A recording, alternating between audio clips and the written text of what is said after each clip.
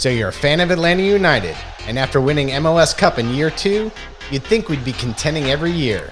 Yep, I'm pretty sure that's what you guys thought. 6 years, 3 coaches, an interim coach, Twice. and no legitimate runs at the title? What the hell happened? Well, you've come to the right place. Was it bad front office player management? Probably. Were the coaches all wrong? Yep. Did the tactics suck? Definitely. Didn't we already cover that? Yeah, but it's a new era with new hope and new questions to discuss. Is Dyla the answer? Are Lagerwey and Henderson the right dynamic duo? Or will they spend all our gam on another Miguel Berry? Join us as we drink wine, break it all down, and sort it all out. I'm Mikey Dobbs. I'm David Katz. And I'm Carmen Butler. And this is Season 7 of the ATL on Fire podcast show. Hey everybody, welcome back to another episode of ATL on Fire, the podcast where we talk all things Atlanta United football and all things soccer. And I am only joined by Dave Katz this evening. Oh, no. Sadly, we're missing Carmen, Dave. It's sad. I missed Carmen. Little family emergency, wishing her the best. And we've got 2 games to recap this evening. We've got a draw against Dallas FC and a frustrating recent loss in our home game stretch, our last game at home here before an away stretch. We couldn't find a way to equalize or beat the New England Revolution and end up losing 0-1. Last place, New England Revolution. Yeah. Not great. So a lot to talk about. I know you and I had plenty of texting back and forth. But before That's that, right. you brought a themed wine, Dave, to Yes. kind of commiserate in this. This is in honor of our finishing in the New England game. It's called Clinker Brick. It's actually quite nice. It's unclear whether our shooting results in a clinker or a brick, but either way, it's bad. This is a Cabernet from Lodi, California. I like it. Yeah, it's nice. And yeah, would like to take a moment, right, to thank our sponsors. That's right. And I don't know why it's not loading, but it's not. So I don't know if it's coming up. Well, on you're screen working or on not. that. I'll give us the talk through. Ready? Yeah. We got to wing it on the fly now without Carmen, right? 'Cause Yeah, this this is is how she keeps us going. Anyway, our sponsors, Wild Heaven Brewery with 3 locations, Toco Hills, Avondale Estates, and the West Side, for amazing beer. Now that the weather is turning, you should go sit outside on all of their outdoor patios, and they have live music and good food. Hopefully all the pollen, the yellow pollen at least, is The Atlanta snow. washed off. And I know the other pollens are out there in Atlanta for the allergy people out there. I know my wife is struggling with it. But it's beautiful out. It's about as good as it gets in Atlanta. It's going to be 86 degrees this weekend. Really? Okay. Yeah, It's not now. No. It's been little nice chilly. and cool now. Yeah, it's beautiful. But also want to thank Wild Heaven Brewery. No, that's what we already thanked. Oh, we already thanked. Now it's the Wolf Mountain Vineyard. Thank you. Yes. I thought it was going wine first. And then, Sometimes we switch it up. Yeah, Wolf Mountain Vineyards up in the Dahlonega Plateau, now an official wine region recognized in the U.S. Yeah. But first and foremost, I mean, up in Dahlonega and the mountains there, it's absolutely beautiful this time of year. I'm sure if you go to the Wolf Mountain website, there's events that they have. You can go up there and have lunch. Yeah, you really can't beat that. No. Like for a day trip, you just go up. Day trip. Right now, amazing weather. You sit out looking the valley. You drink wine. You have food at their restaurant. I mean, come on. Yeah.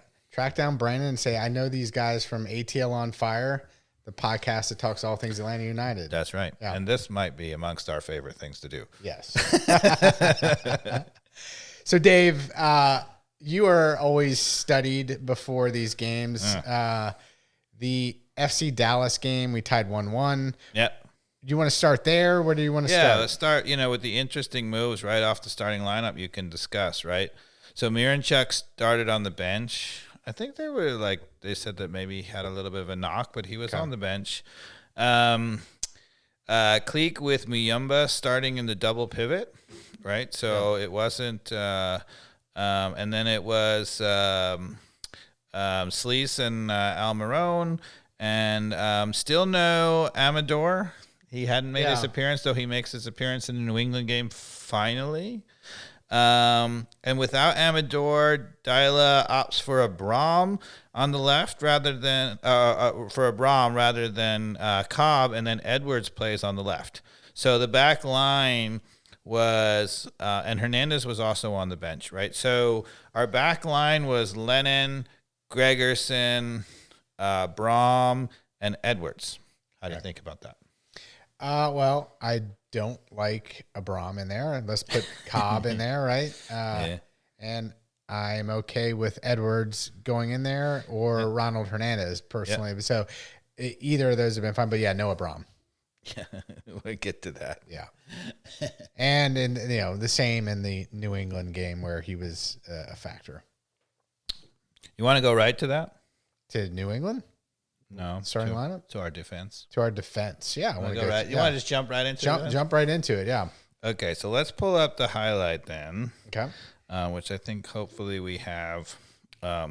So this is the goal that we gave up. So we're going to put it up on the highlight for a minute. We have it paused where the play starts, which is New England sort of in the Or Dallas, sorry, right? Dallas, sort of in the attacking third. Probably, 20, 30 yards outside our box. We have everybody back, and we're going to first talk about our starting positions. You're driving. All right. So on this clip, I'm going to actually just play 2 seconds. Go big screen too. Sorry.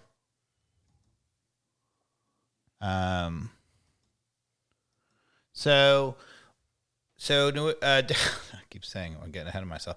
So Dallas is playing in the middle, right? And what we have is Muyumba is coming out to address it. They have 2 guys, and then Sleaze is going to come right into this play. I think this is actually Sleaze here. So it ends up being 2v2. They're going to play this nice little slip ball that beats both of them. It's a really pretty ball that they play. I mean, it looks like they both went for the 2 Dallas attackers went for the same ball, and it looks kind of like Keystone Cops. But then they get it right, and they play this nice little slip ball to get through. And what's going to happen is Muyumba and Sleaze are going to track vigorously. But what I really want you to watch is what happens in our back line, right? So they make a nice play, and they beat our 2 defensive midfielders. We had one back in a good spot. The other one was coming back. Like, nothing's wrong with that, right? What I want you to watch is what's going to go along in our back line. So first, let's see what this little pivot is. See that little back heel? Yeah. Really nice. And they split the 2 and watch him make this little move. Another little pass there as Sleaze steps out. Okay. So actually it was Sleaze coming out here. It was this one. But anyway, so now they're loaded on our 4 in the back with kind of 5v4. Yeah, so this is the problem. So they've defeated our defensive midfield with a couple. It's a really nice set of little balls, right? Could it have been better? Sure, but they did pretty well here, right? So now the question is, what does our back line do, right? So this is Lennon, right, out on top. We're basically, they're like, I don't know what we just say.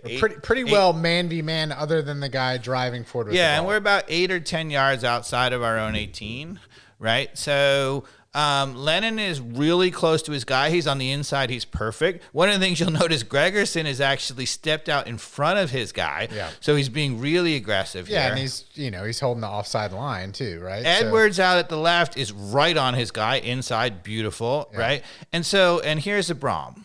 Okay, so now here's the first question. Who do you think's going to make the mistake? Well, I'm going to go with Gregerson staring somebody down and blaming it on one of the other 3, but I'm going to guess Abram. Yeah, I think, it's interesting. It's not, super whatever, but I think the answer is Abram. So what's going to happen here is Abram. So there's a guy running at our defense. So somebody has to step up. Yeah, and Abram is kind of in the position because his guy is the furthest back. Yep. And he's the most free. So it does make sense for him to be closing that angle that he is. So he's going to start to come to address the player. And as the player comes over here, he comes closer to Gregerson. And so it becomes clear that Gregerson is now going to step. So when Gregerson steps to hit the ball, where should Abram go? Well, I would assume that if Abram sees that Gregerson's guy is left, he should step in the middle there and take him over. Yeah, he should go here. Unless his guy goes through, then he has a dilemma 2v1, right? Yeah. But what's going to happen is this guy doesn't really ever go. So he's going to come here and come back, and then Gregerson's going to step up. And instead of filling in for the danger spot, it's almost like he's like, oh, I'm the left of the two center backs, and he just goes back to here. And as we're going to play it, what you're going to see is he goes back to here. He puts his arms around his back like he's going to block a shot. He never watches, and the guy runs just right in behind him. It's just unbelievable to me. So let's play it. See how he came, and then he backed off? Right. So he was coming, and then he backed off. And I think he was like, well, maybe Muyumba's going to get a tackle in. Gregerson is there, but Gregerson now has to step up. Nothing too bad at this point. Right. No, we're in perfect spot right here. Right. So Gregerson kind of steps up here, and we're still in a good spot. Great spot. Right. Like, you're like, how do we get beat? Right. So then watch. Okay. They play it here. So he does play it square to Abram's guy who is a bit back, and he had to give that cushion. So Abram is now posted up with his hands behind his back. He just goes back to the spot, and then but watch his instincts, right? So he comes here, right, and he never looks. He's just ball watching. Yeah, well, right. So his guy this guy's gonna slip in right there. But it bothers me. Like, this is modern soccer with the hands behind the back thing. It becomes this habit. And as soon as he's in the box, he's got his hands behind his back. Come on. Like, you got to, at some point, keep your legs wide and be able to move left to right. And if he had his hands out further, he'd be able to move probably where this pass is going, right in the slot here, I'm assuming. Yeah. Now, one of the things you notice is, like, Edwards was alert to the danger. He came over here, and he was whatever. He's going to get back in a pretty good spot. And he's, like, in a great spot the whole time. We'll get back to it at the end until the very end that he just starts ball watching also. Okay, so this goes out wide? No, this ball is going to be slipped right through to this guy. It goes right through the middle. Yeah. So he slips it through the middle, okay? And Abram turns around like, oh, wait, a guy's going right through the middle on me? Like, he has done nothing on this play except for stand there and whatever. Yep. Now, Gregerson, who was coming out, is quick to react. And he's going to come from here, and he's going to get a block, okay? Okay. Which is awesome. He recovered. You can say he got beat because that was his guy. But he didn't get any help from a guy. He didn't get any help from this guy, and then he recovers and makes the tackle. After it gets blocked, watch Abram. Does he ever go and help and read the danger? No, he just watches. Right? There's the block, and he's just standing there.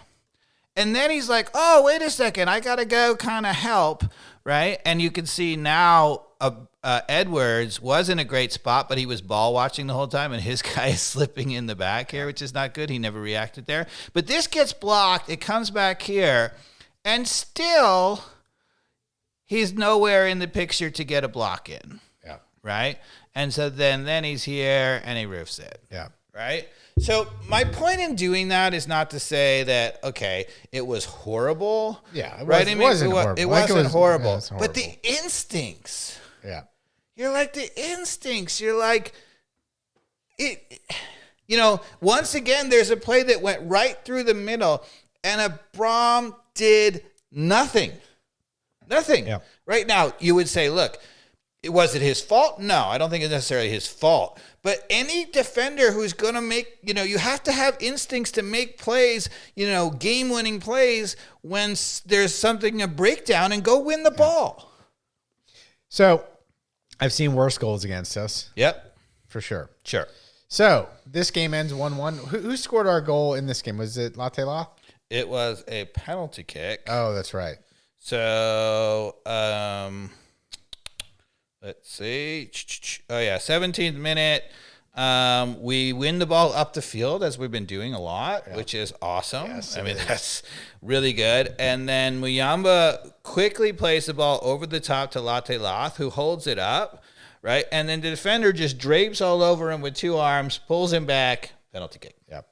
And Almiron converts the penalty kick. So we were up 1-0. That was actually the equalizer. Yep. So, that is interesting, the way we continue to play in a way where that front four is really up high pressing, right? Mm-hmm. and our defense is also, in general, pressing pretty well, and we seem to be able to recycle it back like we want to. Yep. So as this and other games have continued to look promising in those moments, it's still frustrating that we're not as clinical as we need to be when we get our chances with those talented four up front. And I will say, that wasn't the best example, but that wasn't a bad setup by Dallas in that situation to earn the goal.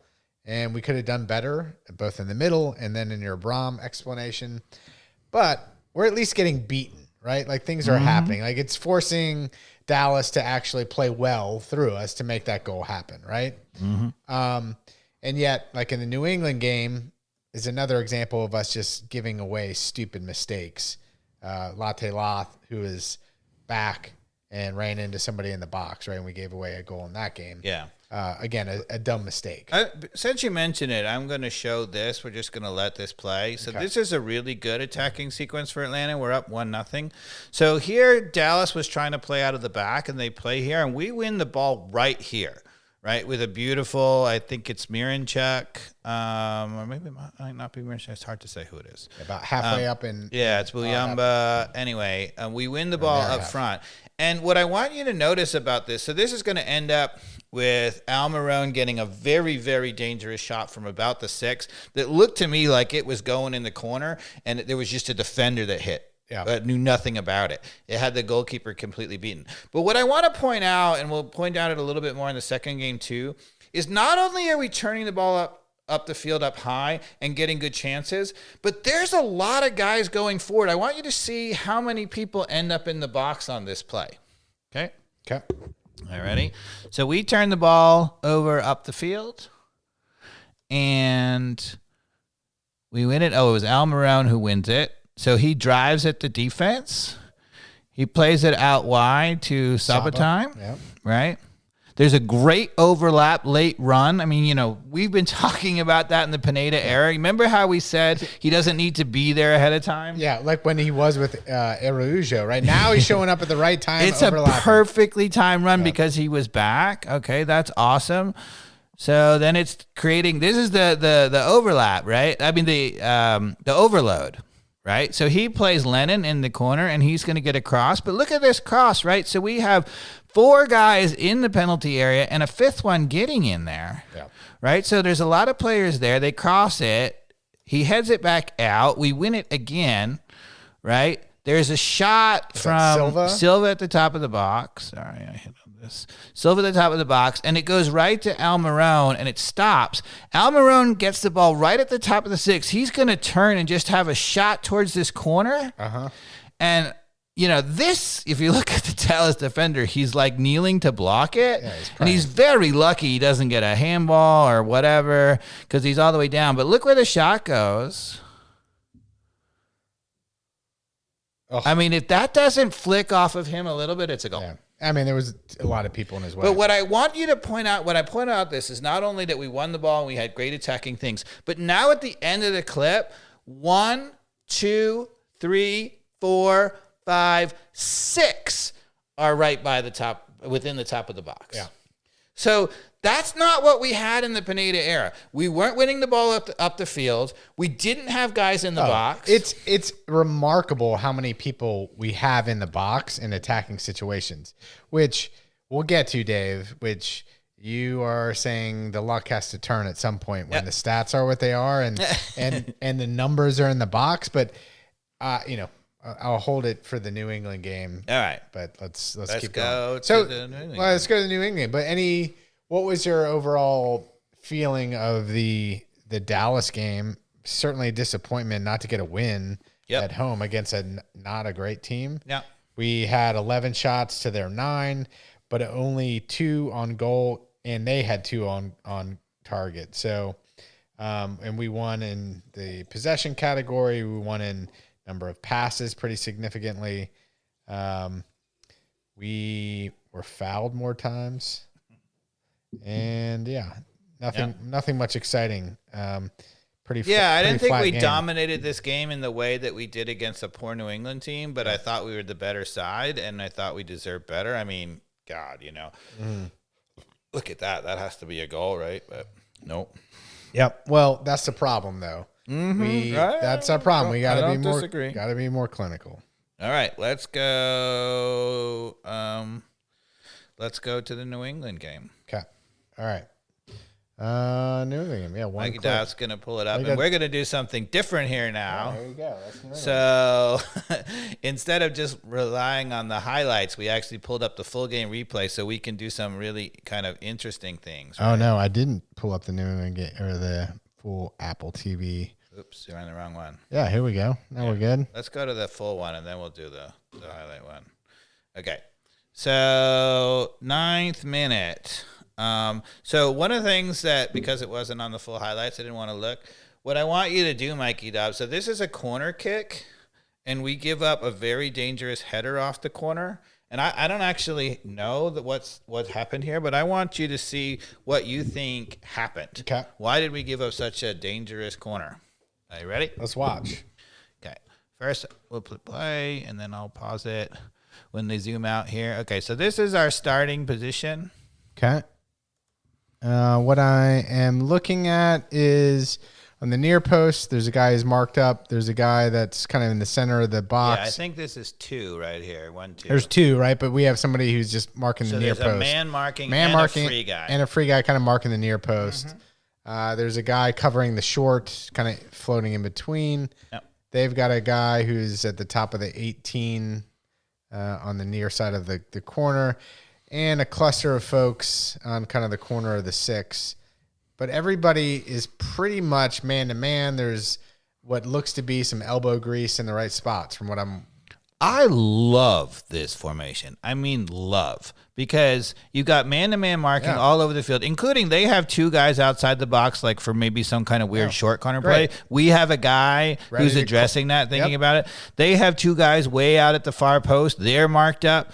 Everybody in the 6-yard box is marked up, and we have 2 free guys. 1 free guy at the near post and 1 free guy here right in the middle of the goal. And that, to me, is like the perfect system. Yeah, I love what I'm seeing. Yeah. Yeah, so let's see what happens. So it's played in. Everybody looks like they're running with their guys. Played into the big cluster. There's literally 10 people in a cluster at the top of the 6. And somebody gets up and gets a nice, powerful header on it. Yeah. Wide. But he was under pressure. Yeah, he's under pressure. Yeah. Yeah. I think, to me, I wanted to play this because I didn't really know what the thing was. I remember when this happened, and I'm like, man, that was a good, strong header by the New England guy. I mean, it just is what it is. Like, he got up and won it. I think that was incredibly well defended. Yeah. We could have given up a goal, but you can give up a goal even when the But that guy did great. That guy did great getting up and getting his head to it. But the reason it was off target is because there was elbow grease, Dave. Right. I agree. It's just enough to throw him off, and it would have had to have been a great header for him to have converted it. So, yeah. Let's see if I can. You can keep talking about that. I'm going to see if I can find the next one. But, yeah, I've been very impressed with our positioning on the corner kicks. Absolutely.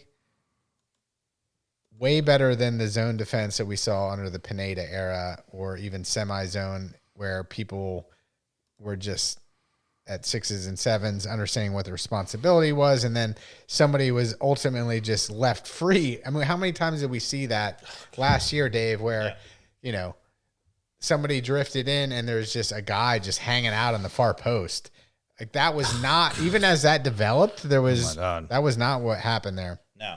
Okay, so the next one, and I like this because we're doing it live. Like, we didn't prep this, so you're getting the first reaction of both of us on this, right? I wrote down a note on the game, and I was like, we should look at it to see what happened. So here is a long ball from New England. It was all the way over the top to the left side. Okay. It's pretty well marked up. We got 2 guys, right? I think what's happened is one of the center backs has gone over there. Presumably that's Gregerson, and then Lennon is streaking back to put pressure on there. Right. We're going to force them to go back here. And then I think what happens and what I want to see is their play. Which again, by the way, last year, did we force people to go back at this part of the field? No, it was wide open there, right? So that's good. But what I wanted to see is, so what they're going to do is they're going to play back. We get pretty set, and then they're going to play down here to the complete opposite side. And it seemed like it was way wide open. So I want to watch what our outside back is doing on the weak side. Okay, so watch here, which is now Amador. Yep. So they go back one. So Amador is now here. And by the way, Amador is at least somewhat trying to turn his hips to see what's behind him. Yeah, he's perfect there. Okay, so then they go back again. Right? And now they play over here. And look, he's closing it down, actually. Because he's got he gets it. Like, look at that. Yeah, he's, again, going to go to the situation where, like, he either has to play it back, he's going to have to beat him, or he can at least foul him here, to your point. Mm-hmm. It's so I love what Amador is doing there. He's again, we did not, when we talk about pinching in last year, we would have never have seen that ever last year in a replay. Now I think I wanted to watch that as the first play, and then I wanted to watch now as the play develops what happens with Lennon on the backside. Okay. Let's see if Lennon has got his his shit together, so to speak. Yeah.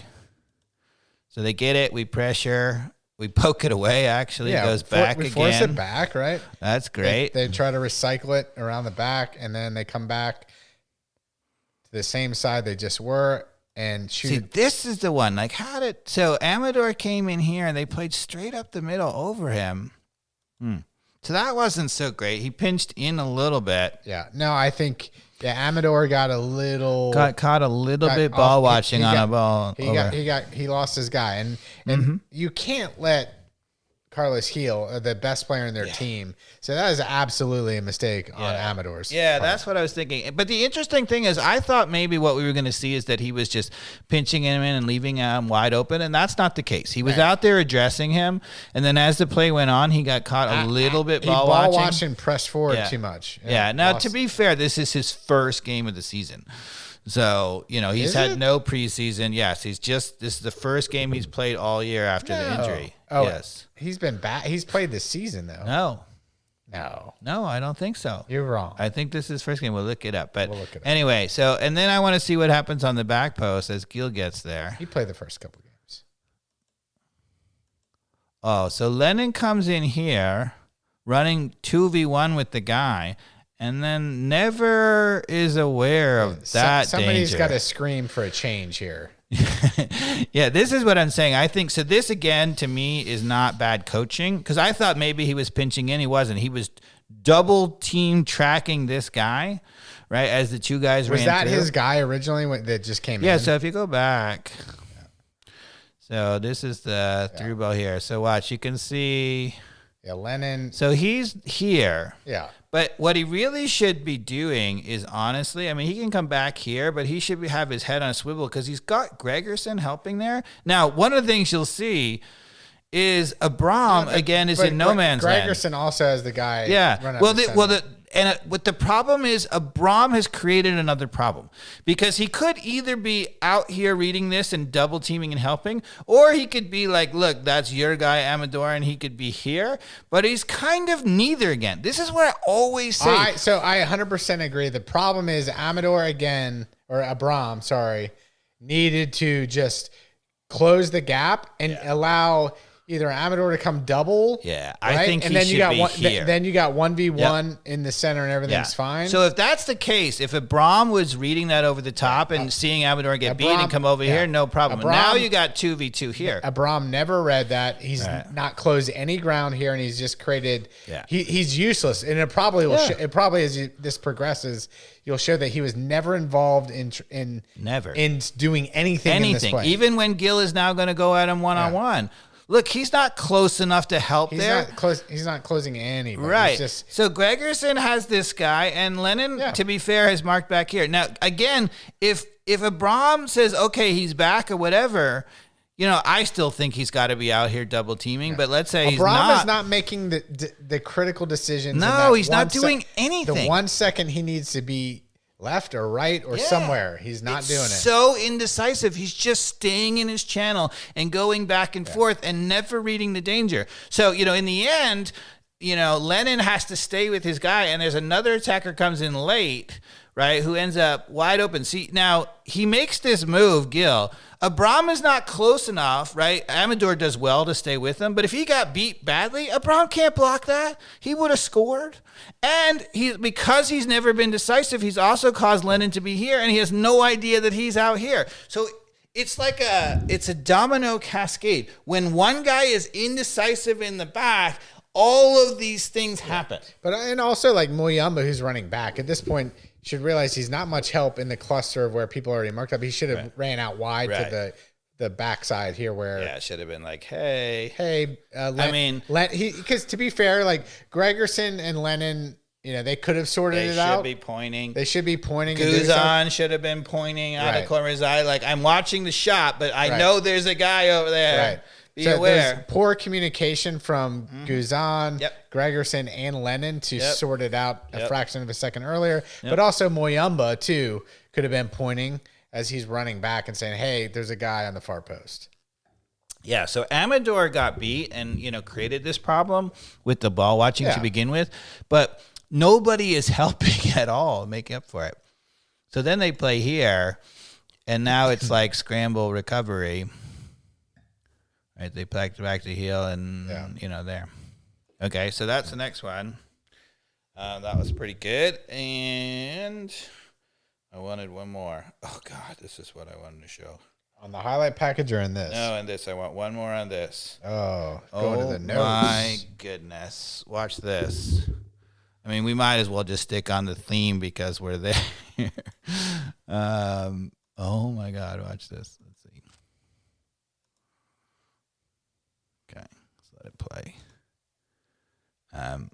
We have the ball. We're pressing. They're going to go back. It's great. Again, we force them back. That's great. Why is Latte Loth so far back? He tends to track really deep, and I don't know whether, some people will probably criticize him for that. But what I want to watch is when the ball turns over here, they're going to win the ball.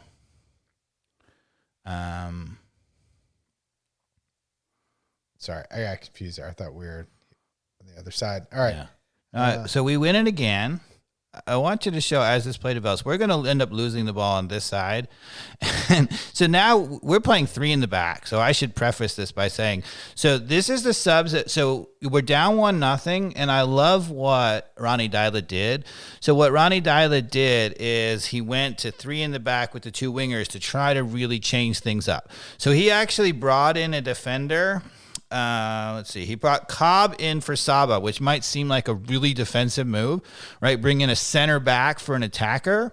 But by doing that, what he did was he said, all right, we're going to play 3 in the back.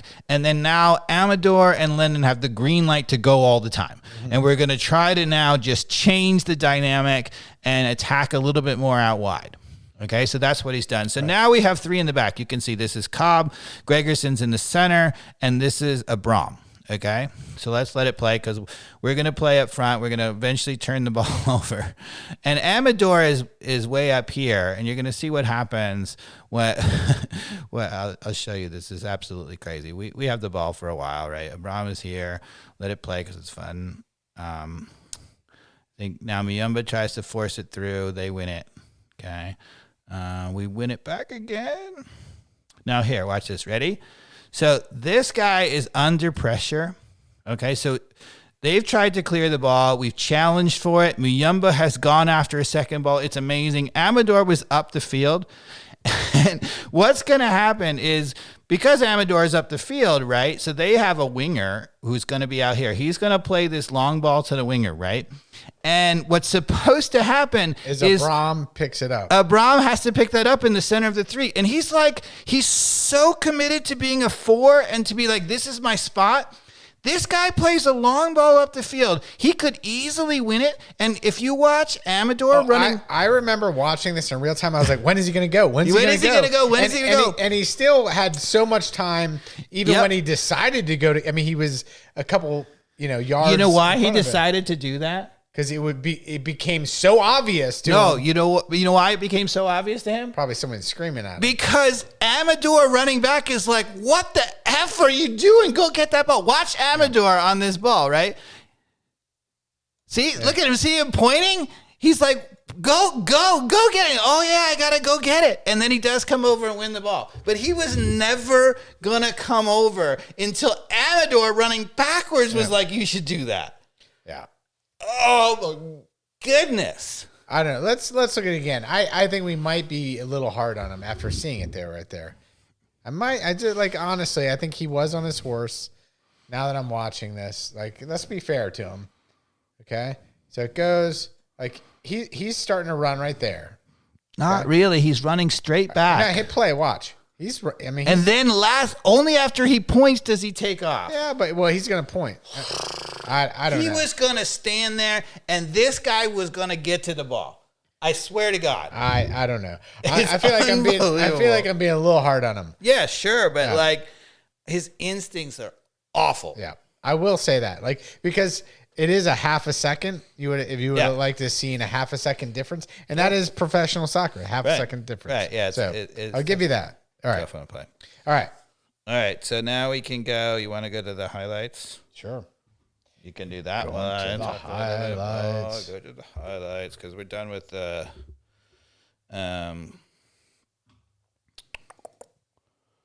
Okay, this is going to be the penalty kick that we gave up. We're gonna go over it.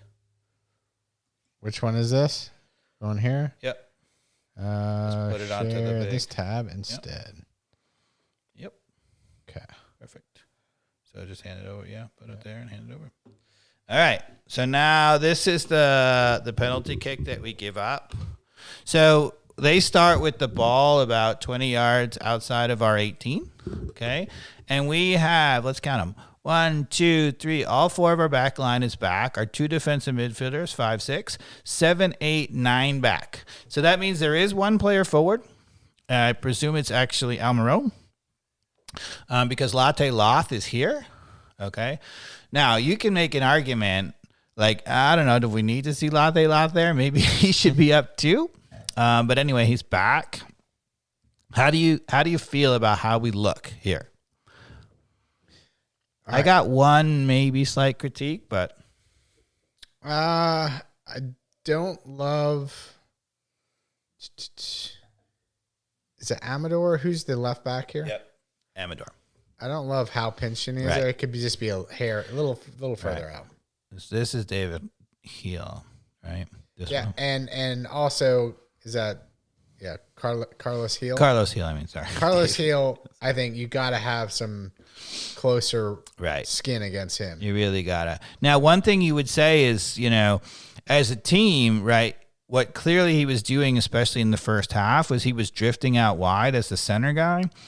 And, Muyumba and Sleaze were reluctant to go out there, right? You got to make an adjustment. So they were actually getting the dreaded Pineda overload, right? Here's the 2 guys. Yeah, I think the problem here is that Muyumba, they needed to assign somebody to be on Carlos Heel. I agree. And it didn't happen the first half for sure. And he terrorized us. So if Muyumba, and that's Latte Loth, that's closer to Carlos Heel there at the top. Yep. He doesn't have any business there. No.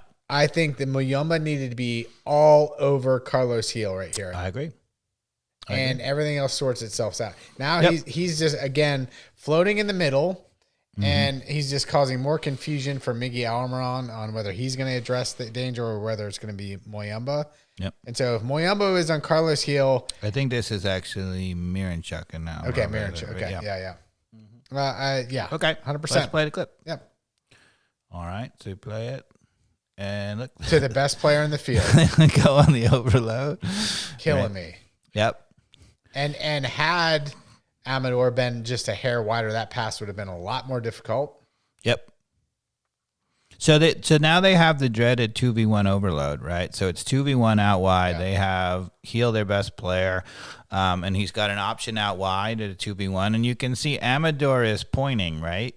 But to be fair, we have way more people in the box than they do to defend it That's right. if it comes across. They have 2 guys in the center against our 3, basically. Yeah, the danger is Amador is doubled up.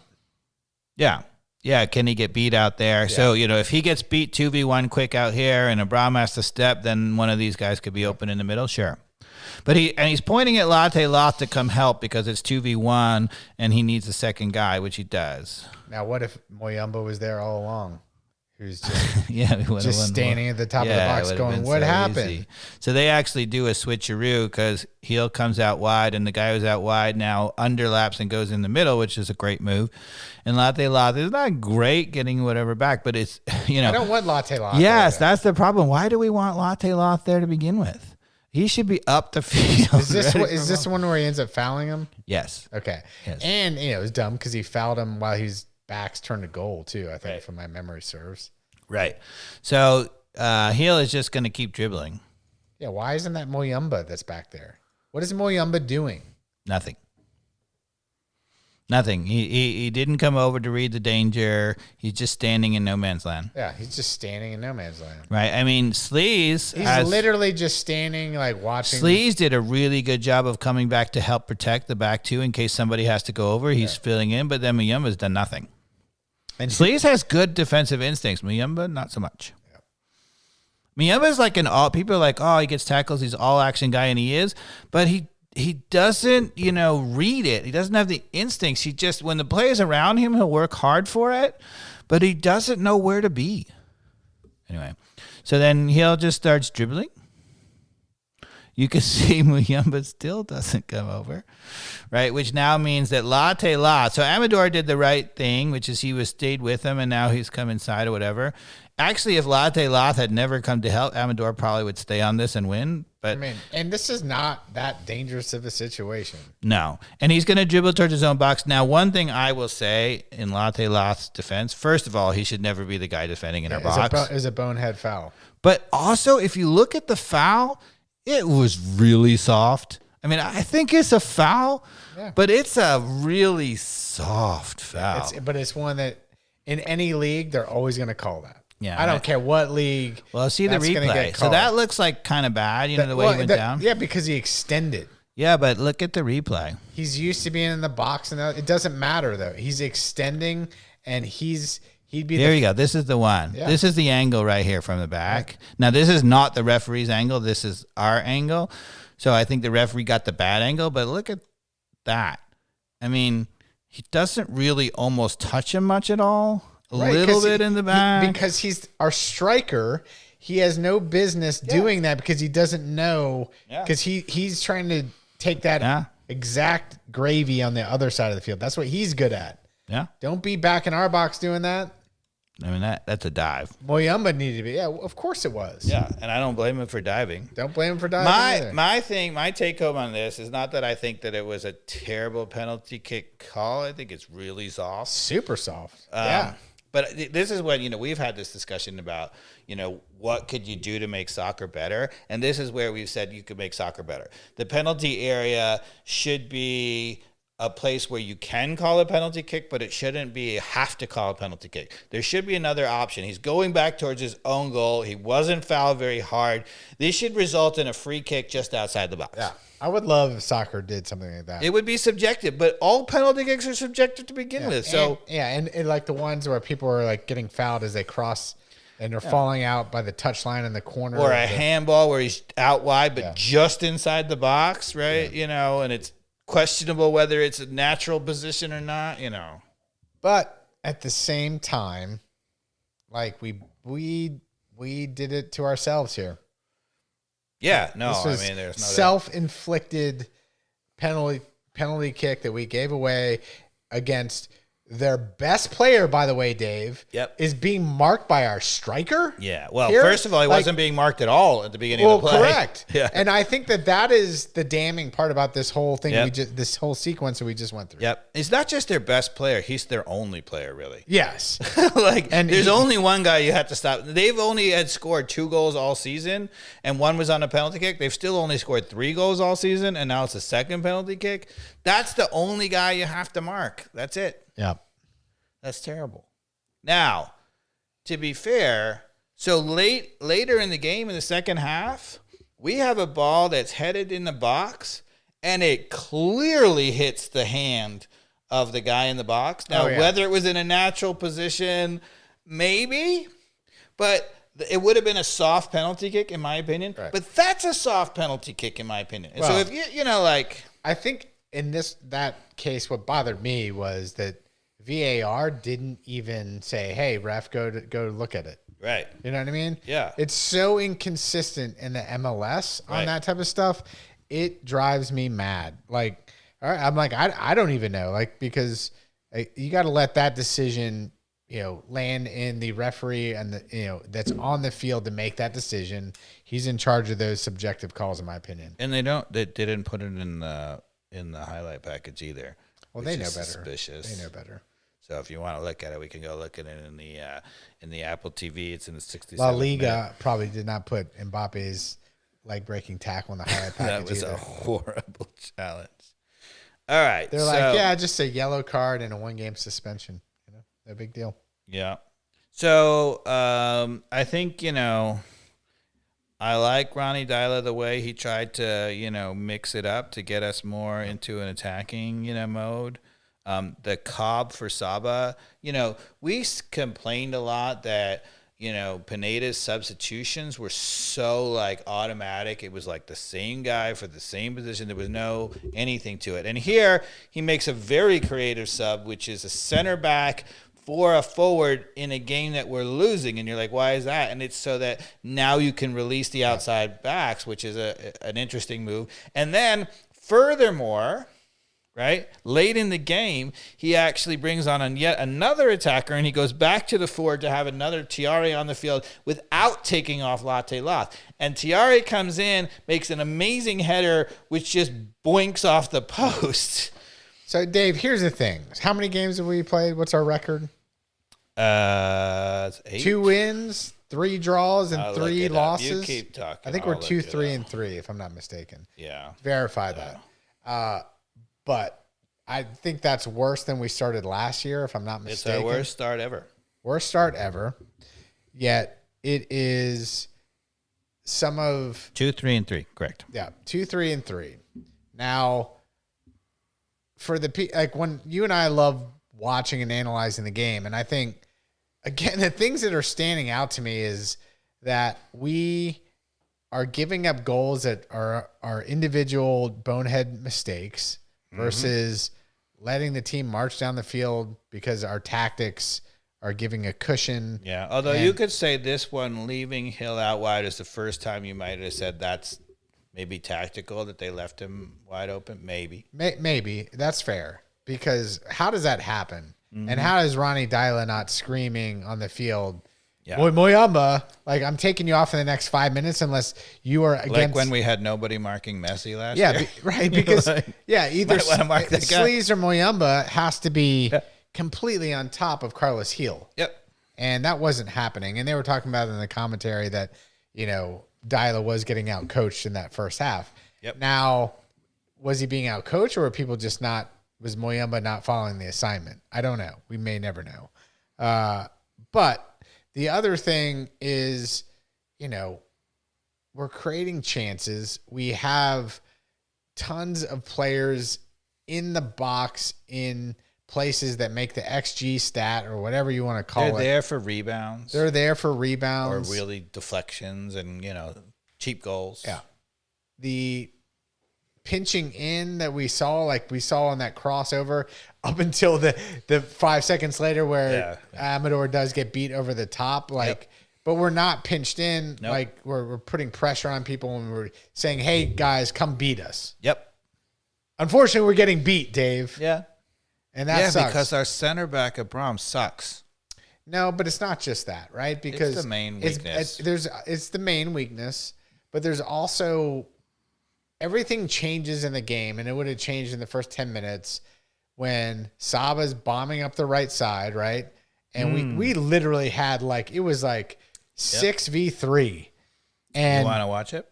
I don't. I really don't. I don't want to watch it. I can just describe it to you. Saba bombing up the right side. We literally have 5 people marching into the box with only 2 defenders. Yep.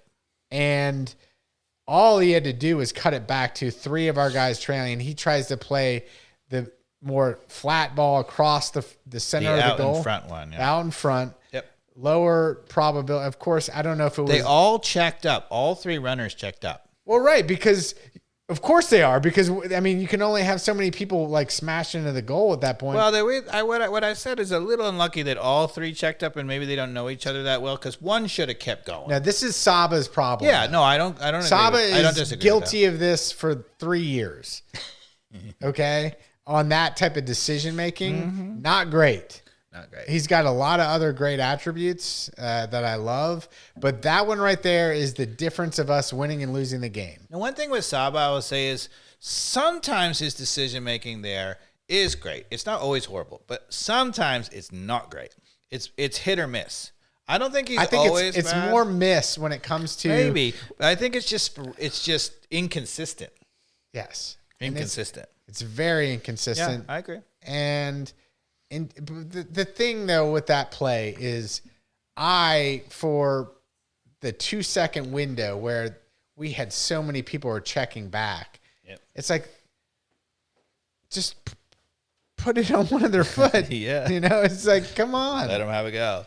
And then so okay, well that was bad decision making. And then I forget, I think Almiron slots it right into Latte Loth like a couple minutes later to give him a clear shot on goal, and Loth does not. Beautiful little ball. And Loth does not finish it, which he should have finished that. And that is everything in a game like that. That 5-minute period up front would have changed the momentum and everything about that game. That's like 2 goals. One thing that I would say about Latte Loth, in that he's a different kind of player, of course. I haven't seen him score those goals clinically. Yeah. Joseph Martinez would have given him the open hips and then faked it and gone the other way. And he just tried to pick out a spot and hit it. He just went. It wasn't sophisticated. He was not sophisticated. It wasn't at all. terrible. Wasn't but terrible. It was not sophisticated. And the goalkeeper made a nice save, but he just drilled it far post. Yep. And it was probably on target, which, by the way, I love because you can't score unless it's on frame. Yep. Make him save. Made the guy make a save. So I'm being a little like I don't have that much critique on the Latte Loth I think attempt you gotta there, but score. you got to score, right? Yeah. And Messi scores that. Like for sure. 90, and I think Joseph 99. Martinez that when the 2018 season he would have scored that every time. Yeah. Like he was so good at that. Yeah. And I don't know that Almiron scores that either. No, Almiron's not sophisticated at that either. No. We don't have anybody that seems to be sophisticated in that nature. Because I also would have said Saba sure as hell isn't. See, scoring that. I mean, Latte Loth might have his own way of doing it, but the other thing he could have done is dip the shoulder and push it by him and try to dribble right around the keeper. Yeah. The keeper was coming out and taking out the angle. He could have gone by him and finished. Particularly, get fouled too and get PK. Fouled, PK for sure. Yeah, it wasn't sophisticated. It wasn't terrible, but it wasn't. It was direct power, which we'll see how it pans out. But I was very concerned as somebody who's played, knowing I've seen this movie before, and you and I are texting back and forth at that point. I was like, you make your own luck in situations like that. And I already knew at that point, Dave, in this game, the cards were not being played in our favor. Well, so I want to talk about the offside goal. Okay. So in the 28th minute, there's Latte Loth goes out wide. He crosses it, right? And the defender clearly tries to clear it, and he shanks it. And he shanks it right to Amador, who is offside. Not by much, but clearly offside, right? But if it's a defensive player who shanks it, it's a play off the defender. Yeah, and he tried to play it.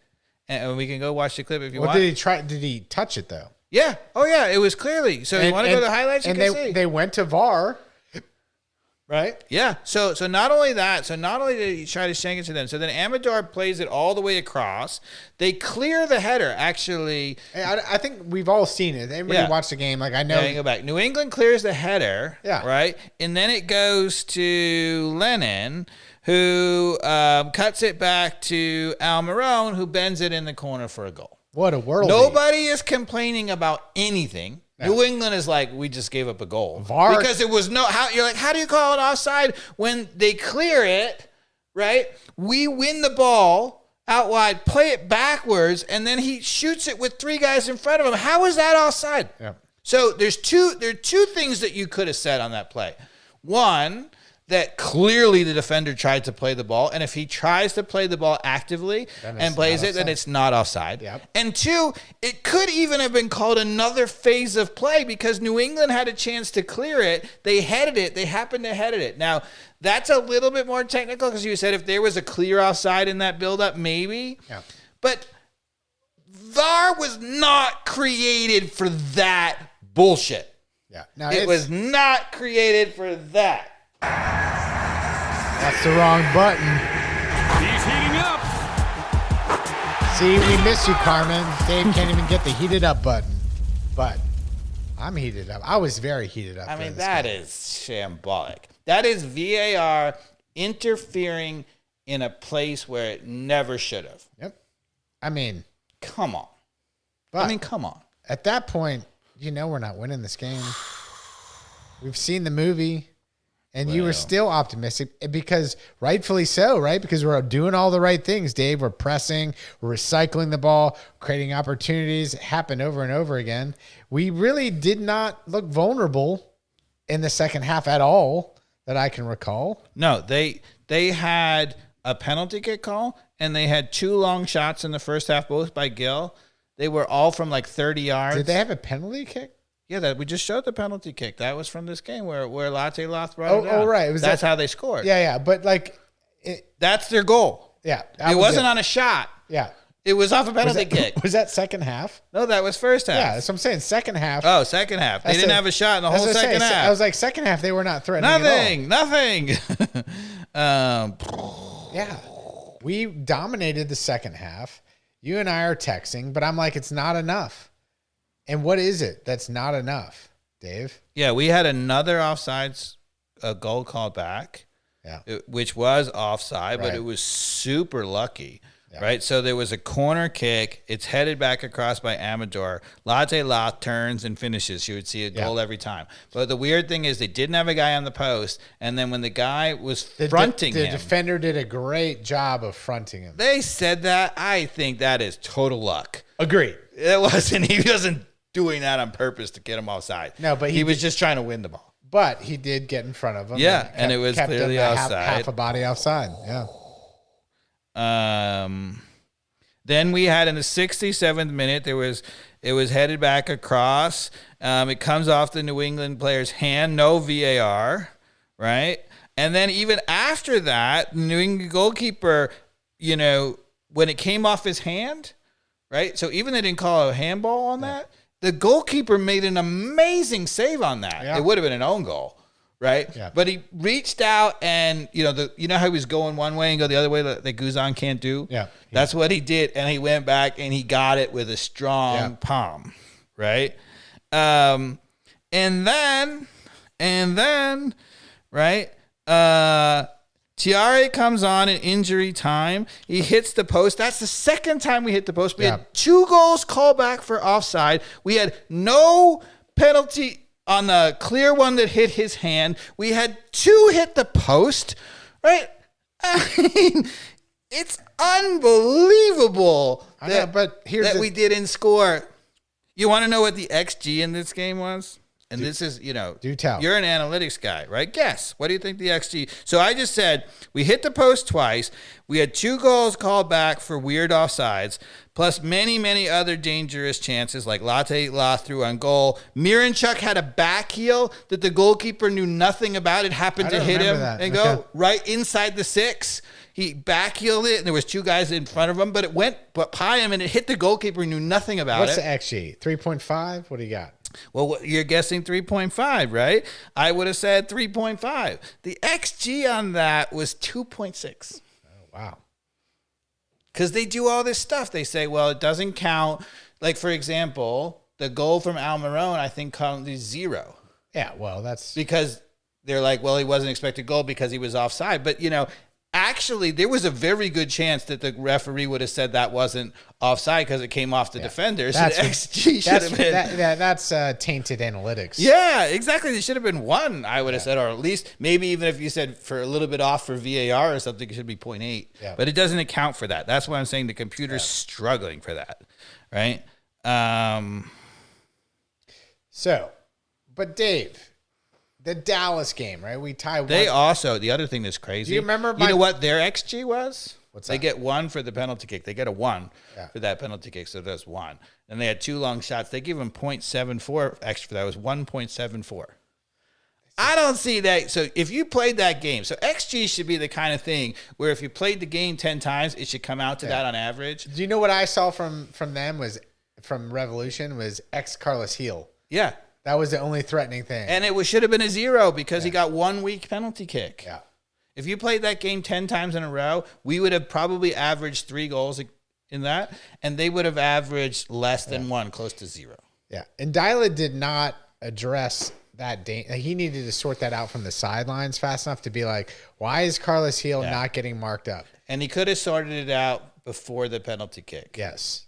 Because So that play. definitely a knock on him on that because that's a sideline adjustment that could have been made on being like, dude, why is this guy terrorizing us? We need to put some pressure. That on him. happened in the 30-something minute, right? And so. And he was already killing us at that point. So that's a long time not to have made that adjustment. Yeah. Now, would Pineda have made that adjustment? No way. Yeah. Right? He would have been terrible. So,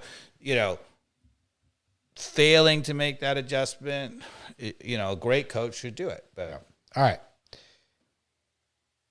The Dallas game, if my prediction was right, I predicted a 5-0 win for Atlanta in that. Way off. Yeah, it was way a 1-1 draw. 1-1. And we didn't show any No, we didn't really chops show that. for the 5 goals that I was predicting. No. Because that's the we thing. should have that- won the game, but not Yeah, 5.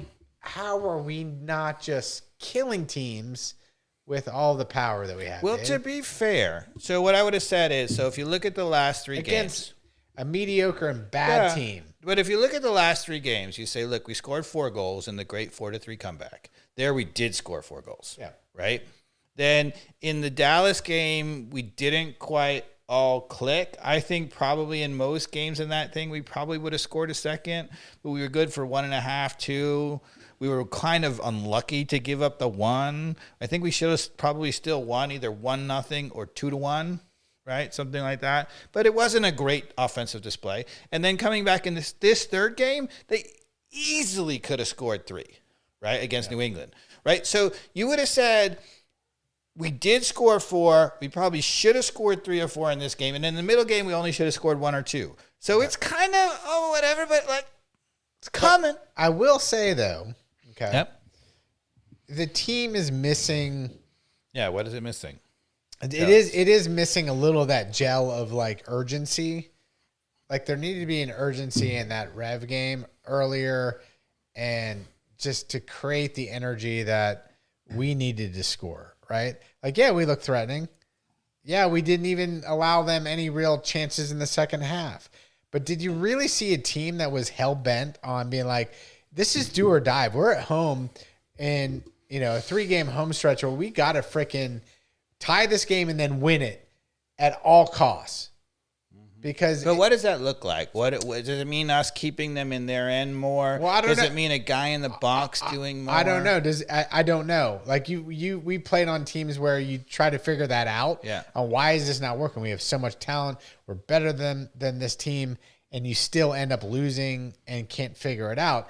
Is it because of the chemistry of the leadership between like someone on the back line like Gregerson or Almiron that needs to, like Almiron should be the guy, right, that turns this type of game, right? So, he's the guy we paid for, Dave, to turn a game like that, and he didn't do it. So, like, for being fair, like, to me, we have to be critical of Miguel Almiron doing more in the game against the Revolution. But is him curling the ball in the far post not doing it? Yeah, I mean that is a fantastic shot, but I need more, especially when that gets erased. Okay, and that was earlier on that he needs to do more. Yep. And let me ask you, did you see more after that got erased From Almiron? From Almiron.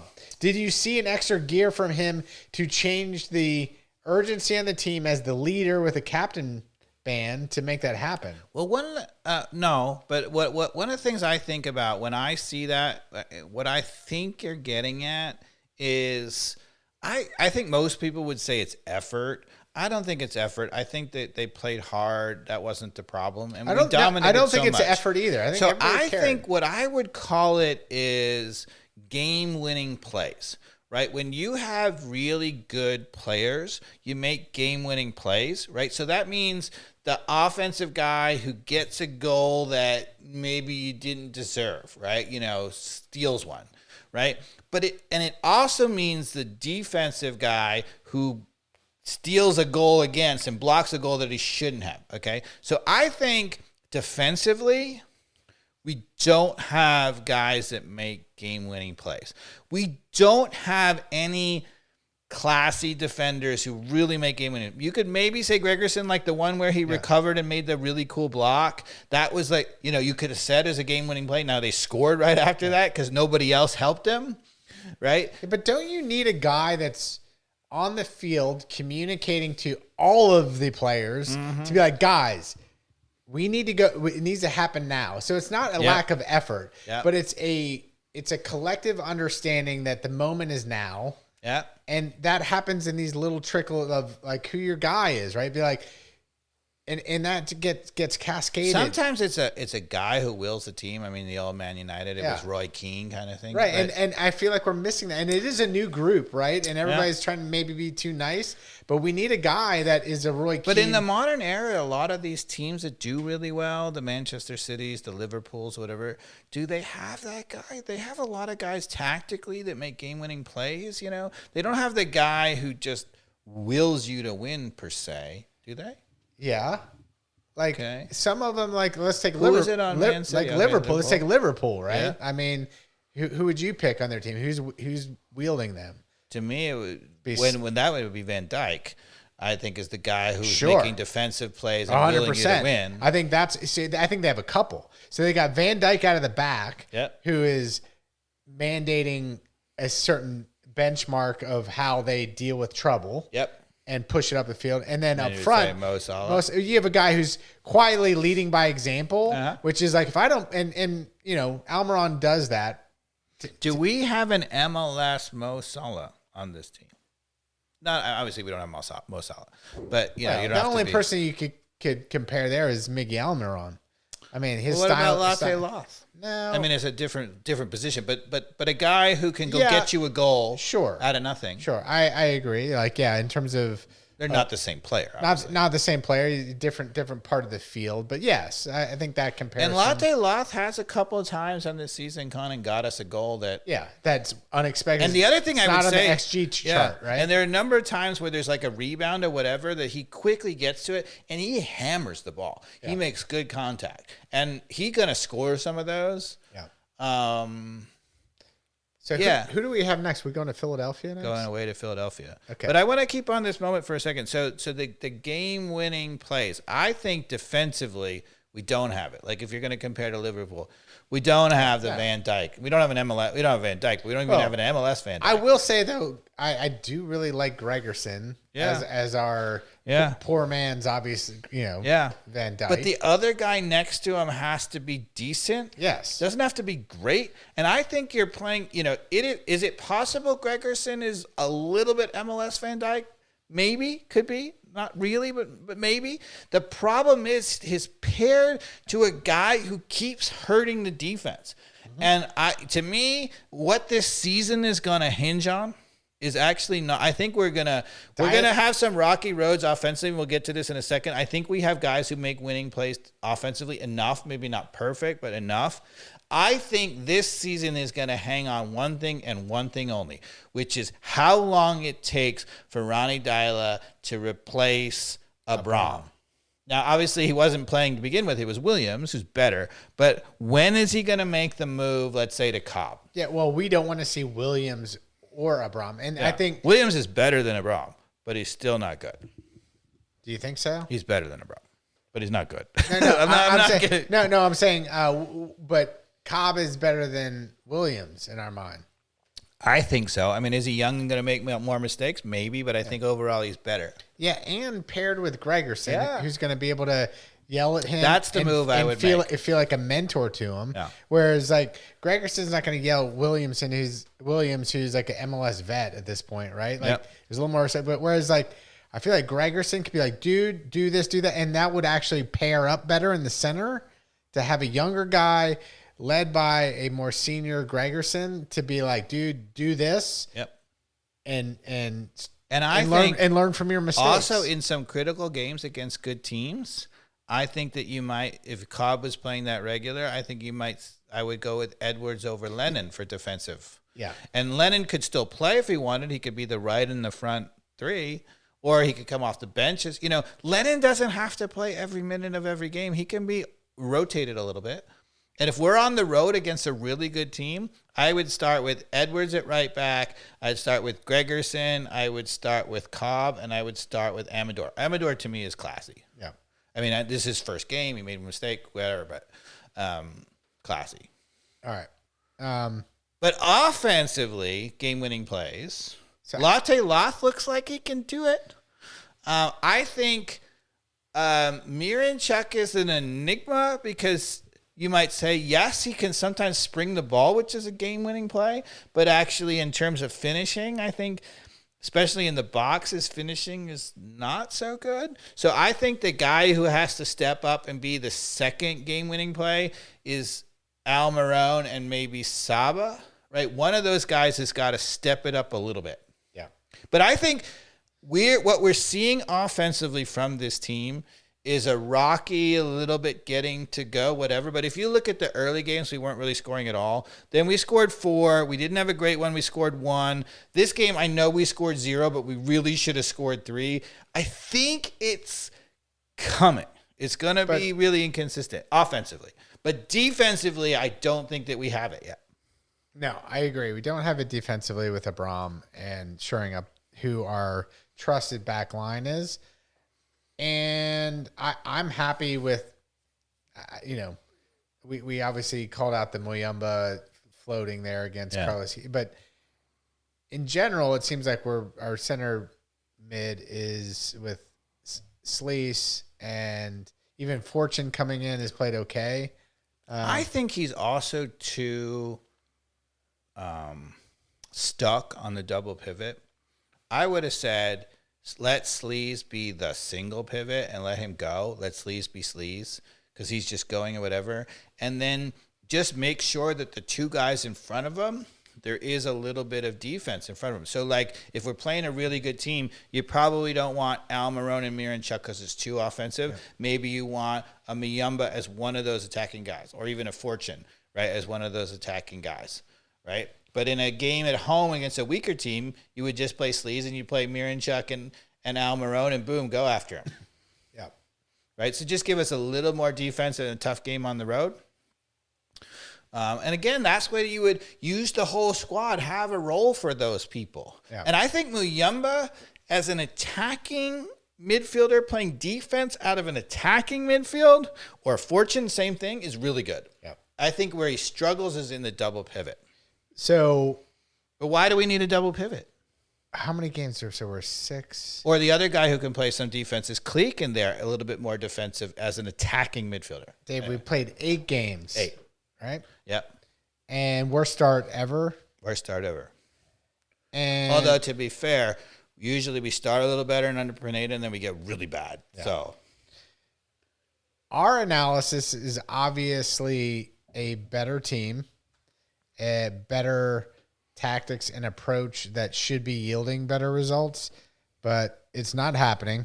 Yeah. So how's your what do we call it? The frustration? The worry meter. The right? worry meter. The worry meter started off in what, week 1? I was 1 and or 2? You were 2. We're 1 and 2, and then I went to 3, and then went to 4. And how's your worry meter now? I am at a solid 6. Okay. And because we're 8 games in the season, because every soccer team has to gel, and this is a season we're marching towards almost a third of the way through the season. Yes, we are.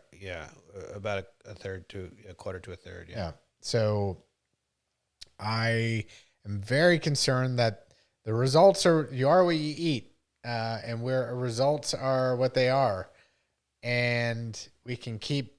I guess we're only a quarter, but anyway, go ahead. Okay, only a quarter, but like you said in the text to me that We've had a lot of home games. and we've had a lot of home games. MLS is a very, very forgiving league, but now we're going to be on the road, which MLS is not a very forgiving league on the road.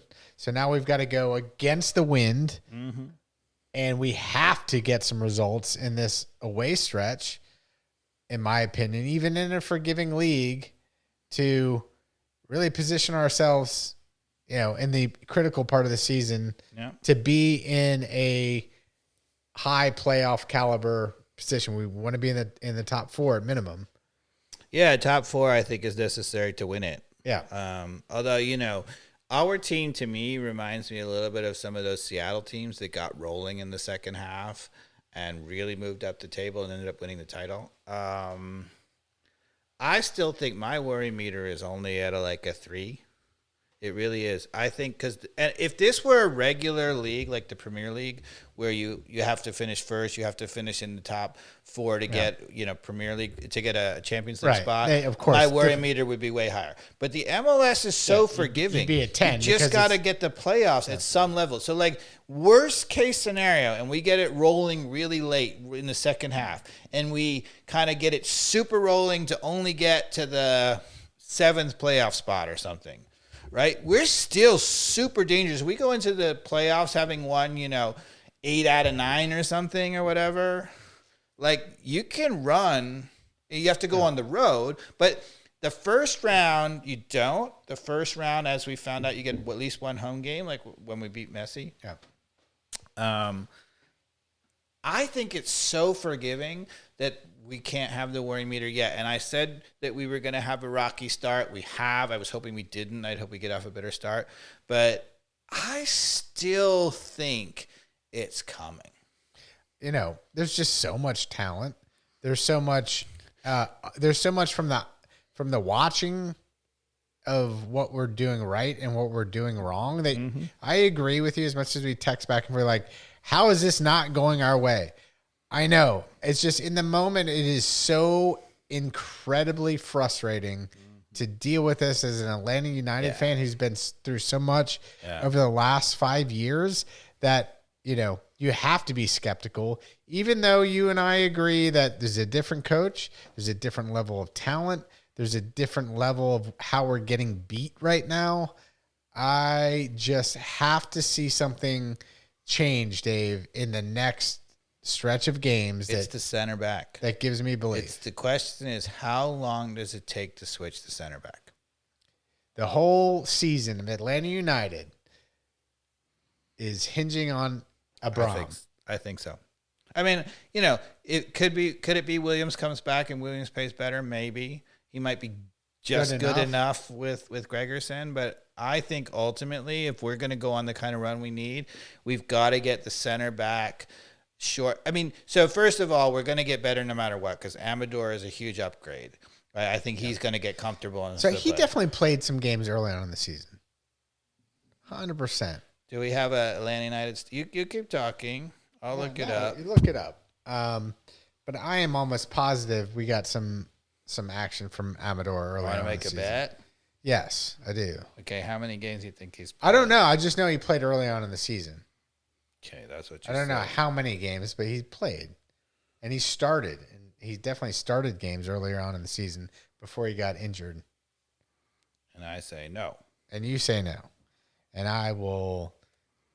What's our bet for? Oh, a nice bottle of wine, because I have one over there. and even if I lose, I win. Come on. Oh, should we ask Gemini? Here we go. We're going to ask our friend Gemini and find out whether we haven't gone to our artificial intelligence lately, Dave. I think you win. I have it. Yeah. Hold on. This is Gemini. So, Gemini is our friend here on the ATL on Fire podcast. And hey, Gemini, how you doing? I think you won.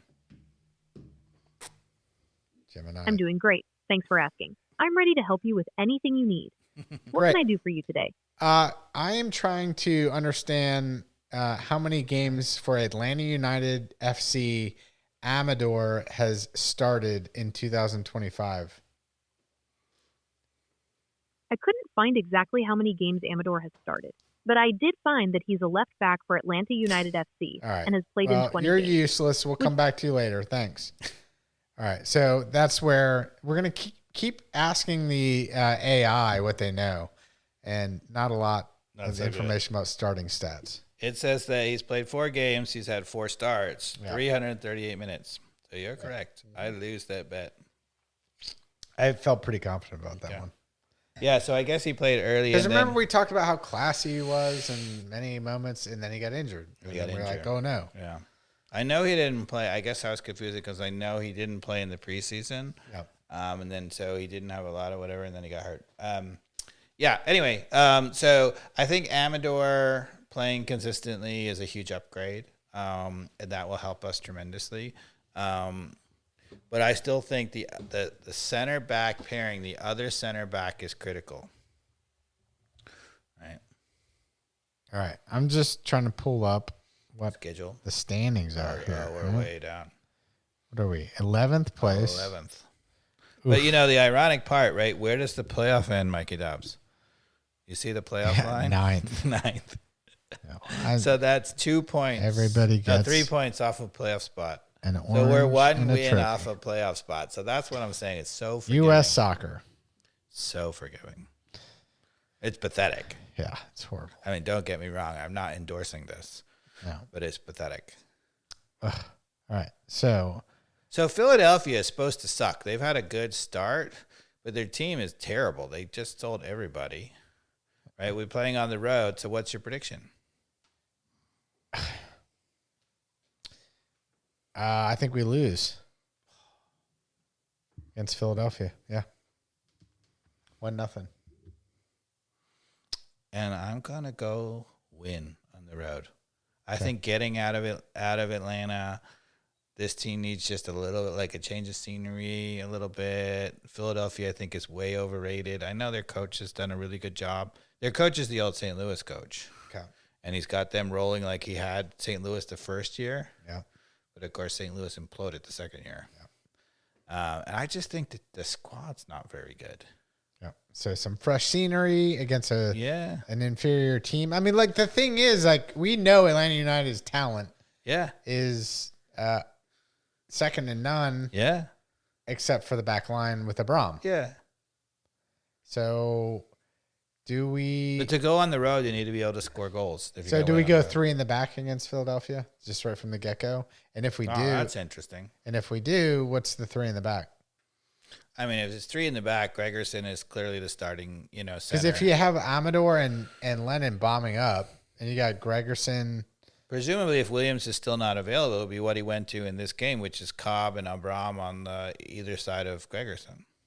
Not good. not good with Abram there. No, because Abram is then covering the whole left side of the back. What about Hernandez? I think he just has not looked himself. Yeah. He doesn't inspire confidence in me right now. Yeah. I don't have confidence in him right now. I wouldn't because so you might say, okay, look, going on the road or whatever. I wouldn't do it. I wouldn't do it in What the back. about? I mean, think in about, the midfield. what do you think about Hernandez and Amador paired up on that side with the 5 in the back kind of situation? I wouldn't do it. I would go 4 in the back. To me, I would. I might think about playing Edwards instead of Lennon, but it would be Gregerson, Cobb, and Amador for sure. Count. And then one thing I might change to being on the road, I would have played Sleaze as the only guy. I don't like to double pivot for our team. I don't think we have 2 guys that just get in the way. What I might do is instead, so right now, I think our best team is Sleaze in the defensive midfield, and then 2 of the 3 of Cleek and Miranchuk and Almiron in front of him, right? But going on the road against a good team, I would have played it a little bit more defensive. So I probably would have had Cleek as one of them, as not in a double pivot, but as in front of him playing. And you could even go really defensive with Cleek and Muyumba in front of Sleaze. But then you just have the 3 guys across the front, which are really good. So you still have Latte Loth. You still have, I would say to me, Al Marone, right? And then in that case, you would say either Saba or Miranchuk is the right. Now, I probably would have said Cleek is enough defensively, and I probably would have had Miranchuk. And then I would still play with Al Marone on the left, Saba on the right, and Latte Loth up top. Yep. And really go after them. This is his number one starting lineup that he started with, like, clearly. I think the difference being that I would have played it a little bit different tactically. Instead of playing Cleek and Sleaze in the Polish pivot, I would have played Cleek as an attacking midfielder who plays defense. Okay. And only play one Sleaze as the true defensive midfielder, and Cleek and Miranchuk would always be trying to fill in on the backside. Gotcha. But in a situation where you have a Carlos Gil or a Messi, extremely talented attacking player, what do we need to do in terms of that example where man mark him? You got to man mark him, right? Yeah. So is that a situation where Click or Sleaze has to stay on top of him? The obvious guy to man mark would be Muyumba. He's athletic enough to do it, or even Fortune. Which was at that, and that's what amazed me about in the game. The Rev game. He just wasn't playing that role. Why? I mean, he's the guy to match up athletically against a Carlos Gil. Yep. And yet he was just shut him down. So away from him. Right. How is that happening? And we don't need Muyumba offensively in that game at all. That's clearly a Ronnie Dyla situation, right? Because if he's that far off, like, you sub him off the field, like, you're obviously not listening to me if that was his assignment, right? Well, so I think that's a tactical error by Dyla. I think Ronnie Dyla is like, our team is so good, they should adjust to us and not to them. We haven't done that yet. We're not that good yet. So maybe, because there's always this push and pull as a coach, right? Do you adjust to other team, or do you make them adjust to you? I don't know. Like, you have to account for the best player on the entire team. I think in this case, when you have one guy and he's the only guy, then you have to man mark him. Absolutely. So I felt like that's a little bit of an ego trip from Dyla if he missed that. Sure. And it was clear as hell in that game that we didn't do it. Or, even you want to be like, whatever, just put Edwards as the other midfielder. He could man mark anybody out of the game. I mean, he showed that against 100% great man marker. And even if you like Charlotte game, even like if you're like told Williams to, be on top of him, that's all you have to do. But the guy who's the most athletic, good defensive guy is Edwards. If you're really going to man mark, that's the guy. Even against Messi, I'd put him, just man mark him. Agreed. That's the guy. All right. So your prediction against Philadelphia is 1-0 loss. 1-0 loss. They've got to, again, I don't want it to be that. And I'm going to go 2-1 win. I need to see a 2-1 win before my heart starts to change. I still think, even with their ups and downs and whatever, mostly this team at the end of the season, and we might have to discount the first. The thing is, Dave, is it doesn't matter what team we're going up against. Yeah. I feel in my heart right now we are the better team. Yes. And we should be able to score 2 goals on the road and 3 goals at home. That's the frustrating part right now. Is like anybody who's saying, oh, we don't have the talent, we don't have the coaching. Like, I'm seeing enough from, other than the weakest link in the back. Like, there's enough for us to be doing way better than we're doing. And even tactically, we're winning the ball up the field, which creates these great chances. The 2 things that you see of teams that are struggling to score is you see they don't winning the ball up the field, so they don't get really easy chances. And you see when they get balls into the box, there's one guy in the box. So it has to be perfect. These coaches go, why did the one guy score? Well, sometimes it deflects whatever you need, 3, 4, 5 guys in the box. But we have that every time. Yeah. And the thing about soccer, though, is just not fair sometimes. It also makes no sense sometimes. Right. And the short term. Over the long term, usually it makes some sense. I agree. If we stay healthy, I'm with you. I am patient enough to understand that the tide has to turn, right? Like, I mean, based on what I am observing with the way that the team is tactically playing, the healthy players that we please stay on the field, healthy, yeah. stay healthy, that even on the road, even in this 2-game stretch on the road. But we even have, in a tight game, we have a Silva and a Tiare coming off the bench. Yeah. And you're like, well, are they doing it? And yeah, Tiare came right in, he get in the 84th minute, and he got an amazing header that doinked off the puck. You're like, I mean, it's just, come on. My point being that, like, so here's the thing. If you're really cynical, you don't like the ATL on fire, you think that we're full of, crap, right? You would have said, look, when Pineda had all of this, and he kept saying, look, we have more possession, we have more XG, it's coming. And we kept saying, no, it's not really coming. And the reason why is we were getting, like, he kept talking about those dangerous Lennon crosses, but there was nobody on the end of them. Dude, I cannot remember. That's what's so refreshing about me being frustrated this season on the podcast. Yeah. As we've looked at this video, it is so different than the last 3 years of video review on the tactical board and all of it. It truly is a different situation that we are encountering. Even in terms of our chances, we're hitting the post routinely. Yeah. And we were not hitting the post routinely in those Pineda errors when he was like, oh, we have all these XG, right? No, to your point, like, it's a matter of numbers in the box. It's just like we weren't having goals called back for offside. I was like, there's 5 people in the box. Yes. And then there's another 2 trailing outside the box. And we're turning them back over after they win it. Like, it's a different beast. I get it. It's frustrating that it hasn't clicked yet, but obviously with my 1-0 loss, I'm still skeptical. Yeah, until you see it. Because I also you're like, prove it, bastards. Well, because there is, and I don't call it intensity. It's not intensity. Yeah. It's not effort.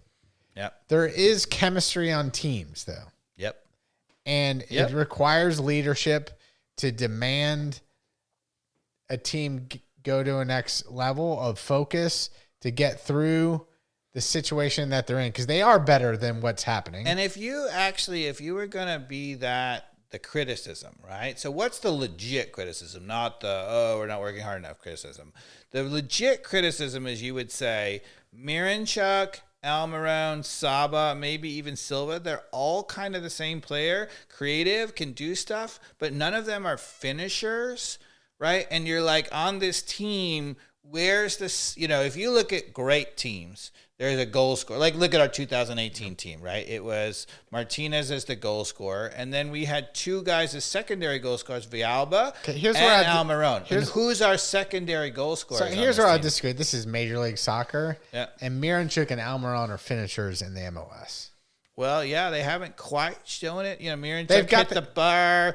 Well, when Almiron scored and it got called back. You take it back, but I mean, Miranchuk clearly has the capability when he's got the 1 second to look up. Yep. He needs the time. Yep. I don't think Miranchuk is the type of player who's going to like create the half an inch for himself and then score it. He does need the time, but he's got the class to put it where it needs to when he's got the opening. Yep. That's the type of goal he's going to score.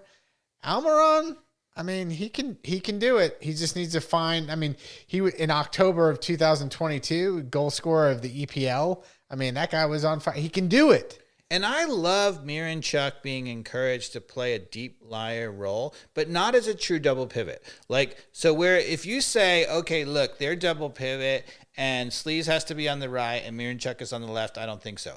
But it's fine to say, look, Sleaze is the solo pivot. He's the defensive guy. But Miranchuk doesn't need to be that far forward. He can be a deep-lying playmaker. He can be in those gaps. Even Click can do the same thing, right? And then that spaces so that Almiron and Saba and even a Silva can run in those open spaces. So I'm okay saying, if I were coaching Miranchuk, I would say, I want you a little deep lying as an attacking midfielder. And that's okay. And then your job is, when we get to the final 18, to be arriving late to make sure when that ball pops out, it's on your left foot and bend it in the corner. Yeah. But I don't need you at the 6. Yeah. So, Dave. Yeah. rumors. Kevin De Bruyne coming to MLS in the summer to Inter Miami. You think that's they have his rights. fact or fiction? One thing that's MLS, total freaking crap. they've got dibs on it. What kind of league has you pay some TAM or freaking GAM and you have the buyer's rights? Like in the Premier League, nobody has a first right to refusal. It's an open effing market. Right? What are we doing? They need to get rid of that rule. Yes, gone. Like nobody should spend. It made sense 20 years ago. Maybe because they wanted to really distribute and make sure that nobody got whatever. Blah blah blah. They need to get rid of that. Gone. Right. Total crap. Because I think they have a problem in that. Yeah, De Bruyne. When we wanted Almiron, we had to like jockey for Charlotte. Charlotte had his and first like, right, well, and we had to pay him a little bit. He doesn't want to go to Charlotte. Obviously, he wants to come to Atlanta United if he's going to come back. And I think Miami has a problem. People are like, "Oh, he's going to Miami because they have the first right of refusal." But I think in the salary cap, they don't have a way to sign him unless he's really willing to take nothing. Like it might be just to play awesome. Well, I think maybe they'll sacrifice one of the others. In an open market, there is zero chance that De Bruyne would be going to Miami. Yeah, like get rid of who's the other DP in Miami? So you got Suarez and Messi and who else? And Busquets. They've always had 4 for 3, right? Because they got Alba, Busquets, Suarez, and Messi, and only 3 can be designated players. Right. One of them's not.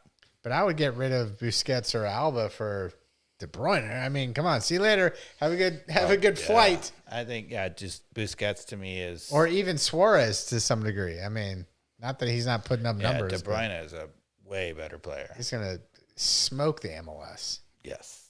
I mean, he's just he's Messi level. So you basically have Kevin De Bruyne 3 years ago, you would say was the best player in the world. Yeah. Yeah. 3 years ago, the best player in the world, and he's still combined amazing. with the other best player in the world. His only problem has been his inability to stay on the field. Yeah, and when he's on the field, and can you imagine? I mean, the setups between De Bruyne and Messi. I mean, that's like cheat mode on Nintendo. Up, left, right, left, right. Well, the up, down, interesting down. thing about also on Miami, so De Bruyne tends to.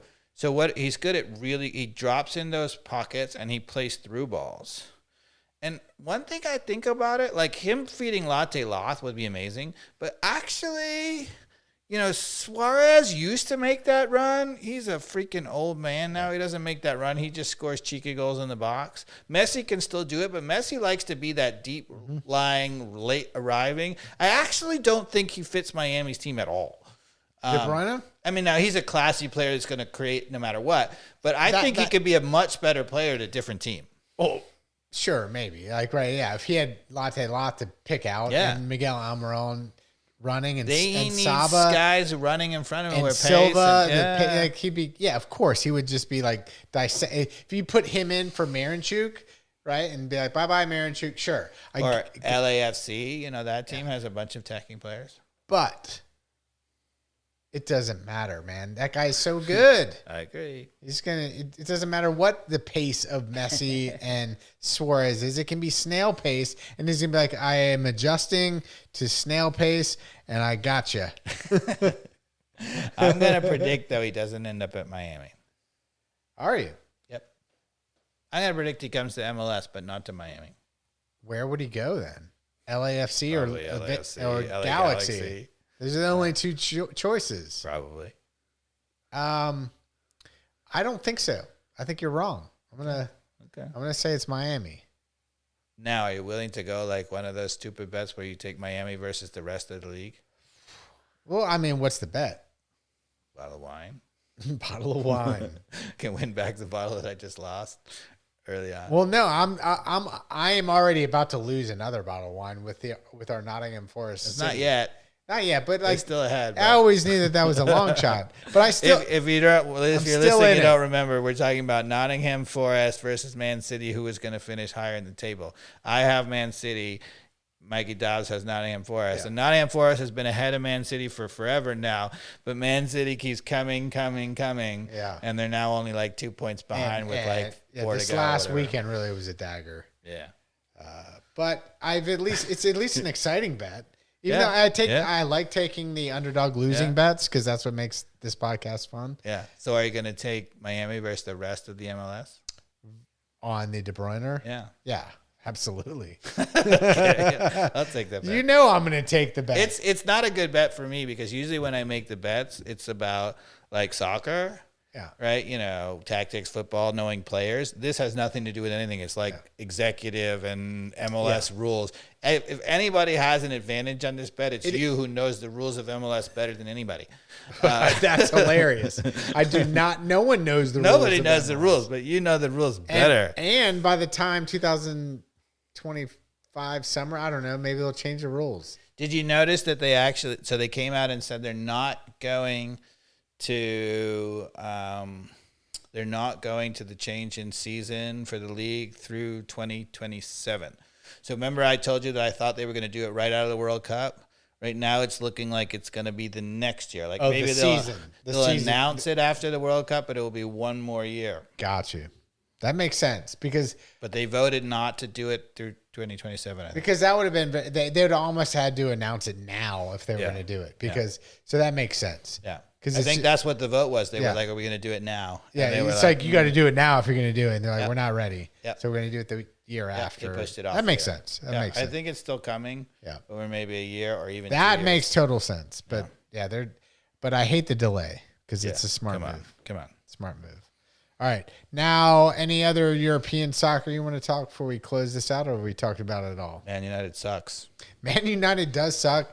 My Wolverhampton Wanderers are out of the relegation zone and might even end up higher than Man United this year if things keep going the same opposite direction. God, Anarim, he plays this. He's so stubborn. He plays the 5 in the back with the 3 center backs. Yeah. In the game this week, we gave up the ball when I'm forgetting the guy's name. It's going right in my head. But anyway, one of our defenders slipped and he gave up the ball. They came running at our defense and ran right through the center. Guys, we still, when you give up the ball, you'd be like, when you have 2 in the back, you're like, oh, that's a problem. You only got 1 back. When you have 3 in the back, there's still 2 in the back. And there were 2 in the back, and he ran right between the 2 Mikey Dobbs. Yeah. So to me, if you're a coach and you play 5 in the back, nobody should ever run through the heart of your defense, ever. And if they can, your 5 in the back sucks. So you're saying Man United sucks? Yes. So, it was Mazraoui who was the one who slipped. Nothing's new is what you're saying. Well, I think Anarim, he's like looking at the team and he's like, I'm so stubborn. I'm going to play the way I'm doing. And he's playing a system that makes 0 sense for the team he has. Like nothing. Yeah. And we just keep getting dominated in midfield because every other Premier League team is playing like almost 4 center midfielders. And we have 2. And the 2 guys are like, oh, where'd he go? Right? Because he's just getting run around and he can't figure out why our 5 in the back doesn't work because we're getting killed in the midfield. All right. So the Champions League shakeout should be interesting too. There's a lot of teams in the mix, right? Yeah. So it's going to be a fun spring. Yeah. So, all right. Predictions for Philadelphia. 1-0 loss for me. You said 2-0 win for Atlanta. And so we've talked about it all, Dave. Thanks for listening, everybody. If you like the show, tell a friend. Subscribe. Ring the bell. Have a good night, everybody. Salud.